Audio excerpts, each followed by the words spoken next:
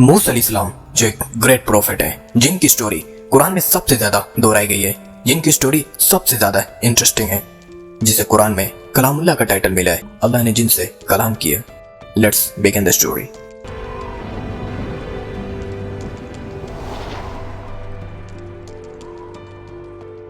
मिस्र में बहुत सारे फिरौन गुजरे, तो इनमें से एक ऐसा फिरौन गुजरा जो बहुत ही जालिम था, जो खुद को खुदा होने का दावा करता था और बहुत ही जालिम और हदें पार करने वाला। उसने बनी इसराइल को गुलाम बनाया था, तो उसको मालूम होता है कि उसकी हुकूमत, उसके इक़्तिदार को खतरा है। बनी इसराइल में से एक शख्स तुम्हारी हुकूमत, तुम्हारे इक़्तिदार को खत्म कर देगा। इसके चलते वो बनी इसराइल पर और ज्यादा जुल्म करता, जैसे कि कुरान ने उसके इस जुल्म की एक झलक बयान की। यकीनन फिरौन सरजमीन मिस्र में बहुत सरकस हो गया था। उसने मुख्तलिफ गिरोह में लोगों को बांट रखा था और उनमें से एक गिरोह को उसने कमजोर बनाया था और उन पर जुल्म कर रहा था और उनके बेटों को कत्ल कर देता और उनकी औरतों को जिंदा छोड़ देता। इसी दौरान मिस्र में एक शख्स की पैदाइश होती है जो फिरौन की हुकूमत को खत्म करने वाला और बनी इसराइल को फिरौन के जुल्म से निजात दिलाने वाला, जिसका नाम मूसा था। जब मूसा अलैहिस्सलाम पैदा होते हैं तो मूसा अलैहिस्सलाम की माँ को यह डर हुआ कि अब फिरौन उनके बेटे को कत्ल न कर दे। तो अल्लाह ने कहा कि हमने मूसा की माँ की तरफ इल्हाम किया कि तुम दूध पिलाते रहो और फिर जब तुम्हें डर हो तो तुम उसे दरिया में डाल दो और डरो मत कि तुम्हारे बेटे को कहीं वो कत्ल न कर दे। हम उसके साथ हैं और गम ना करो कि वो वापस शायद आएगा कि नहीं, हम जरूर उसे तुम्हारे पास वापस लौटा देंगे और एक सबसे इंपॉर्टेंट चीज की, हम उसको रसूलों में से बनाएंगे। तो फिरौन के घर वालों ने उसे उठा लिया और महल ले आए। तो फिरौन की बीवी जो एक नेक दिल और सच्ची खातून थी, उन्होंने फिरौन से कहा कि तुम इसे कत्ल न करो, शायद ये हमें नफा पहुंचाए या हम इसे अपनी औलाद बना ले तो ये हमारी आंखों की ठंडक होगा। इधर मूसा अलैहिस्सलाम की माँ, अल्लाह ने कहा कि मूसा अलैहिस्सलाम की माँ का दिल सब्र से बिल्कुल ही खाली हो चुका था। करीब था कि वो इस राज को जाहिर कर देती, लेकिन अल्लाह ने उनके दिल को थामे रखा और उन्हें यकीन दिलाया। तो मूसा की माँ ने अपनी बेटी से कहा कि तुम भी संदूक के पीछे जाओ और देखो कि वो किधर जाता है। तो मूसा अलैहिस्सलाम की परवरिश फिरौन के महल में हुई। जब मूसा अलैहिस्सलाम अपनी जवानी को पहुंचे तो वो एक दिन शहर में दाखिल हुए, तो उन्होंने देखा कि दो आदमी झगड़ रहे हैं, एक इसराइली, एक किप्ती जो फिरौन की बिरादरी का था। वो उस इसराइली पर जुल्म कर रहा था। तो उस शख्स ने मूसा अलैहिस्सलाम से मदद मांगी और मूसा अलैहिस्सलाम ने उस आदमी की मदद करने के चक्कर में उस किप्ती को एक पंच मारा, जिससे उस शख्स की वही मौत हो जाती है। अभी ये बात फिरौन तक पहुंच जाती है। तभी एक शख्स मूसा अलैहिस्सलाम को आकर आगाह करता है कि तुम यहाँ से निकल जाओ, फिरौन तुमको मौत की सजा देने वाला है।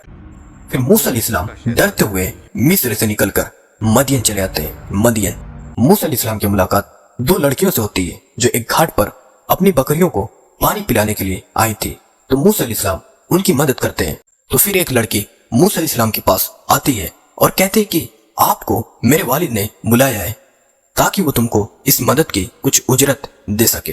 तो मूसा अलैहिस्सलाम जाते हैं और उनके वालिद से मिलते हैं और पूरे वाक़े को बताते हैं और वो अपनी एक लड़की से मूसा अलैहिस्सलाम की शादी कर देते हैं और वो इस शर्त पर शादी करते हैं कि तुमको मेरी खिदमत में 8 साल रहने हैं। फिर जब मूसा अलैहिस्सलाम ये मुद्दत पूरी कर लेते हैं तो वो एक दिन अपने अहल के साथ जा रहे थे, तो उन्होंने दूर की जानिब एक आग देखी। तो उन्होंने अपने अहल से कहा कि रुको, मुझे आग नजर आई, मैं वहां जाता हूँ, वहां से कोई खबर या आग का कोई अंगारा लेकर आता हूँ। तो जब मूसा अलैहिस्सलाम वहां आए वादी के किनारे बरकत वाली जगह पर, तो एक दरख्त के पास से एक आवाज आई, ऐ मूसा, मैं अल्लाह तमाम जहानों का रब, ऐ मूसा तुम अपनी लाठी डालो। तो वो लाठी अचानक सांप में बदल गई। तो मूसा अलैहिस्सलाम डर की वजह से पीछे भागे। तो अल्लाह ने कहा कि ऐ मूसा डरो नहीं। फिर अल्लाह ने कहा कि ऐ मूसा अपना हाथ अपने गिरेबान में डालो, फिर वो निकलेगा सफेद और रोशन। ये दो मोजज़े हैं तुम्हारे पैगंबर होने के लिए। अब फिरौन की तरफ जाओ और उसे मेरा पैगाम दो।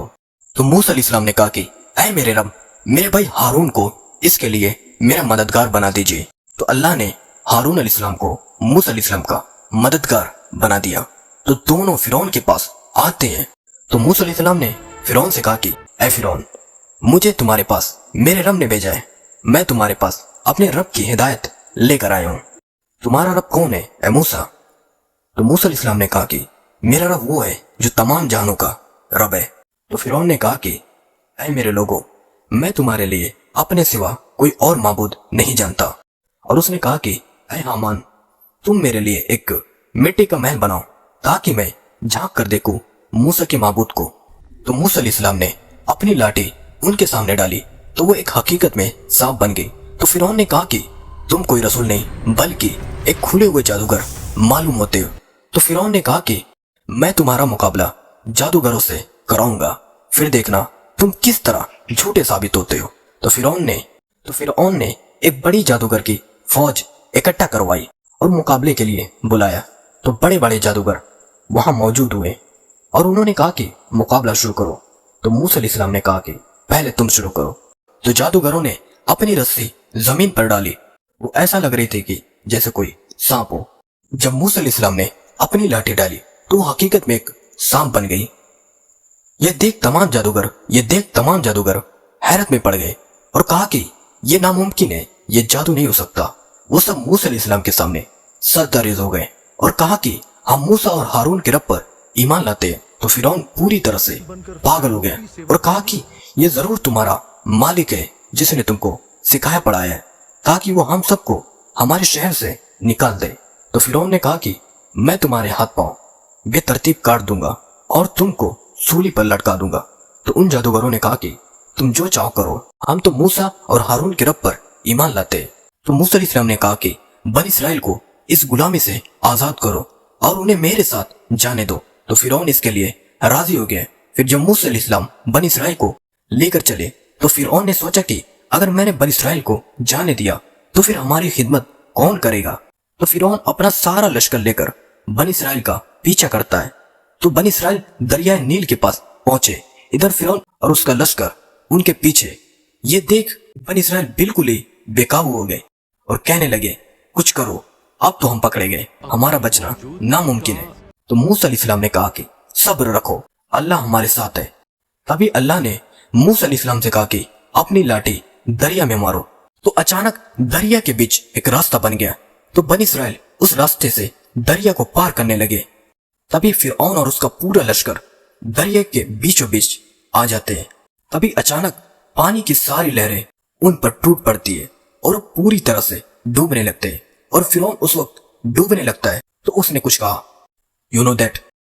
تو فرعون نے کہا کہ میں اس رب پر ایمان لاتا ہوں جس پر بنی اسرائیل ایمان لاتے ہیں۔ تو اللہ نے کہا کہ اس وقت اس سے پہلے تمہیں نافرمانی کی ایک پوائنٹ یہاں ملتا ہے کہ آخری وقت پر اسلام قبول کرنا یہ ایکسیپٹیبل نہیں ہے۔ اس طرح فرعون اور اس کا پورا لشکر اللہ نے تباہ کر دیا اور بنی اسرائیل کو اس کے ظلم سے آزاد کرایا۔ اب بنی اسرائیل دریا پار کر کے کہاں گئے تو ایک دوسرا چیپٹر ہے۔ سبسکرائب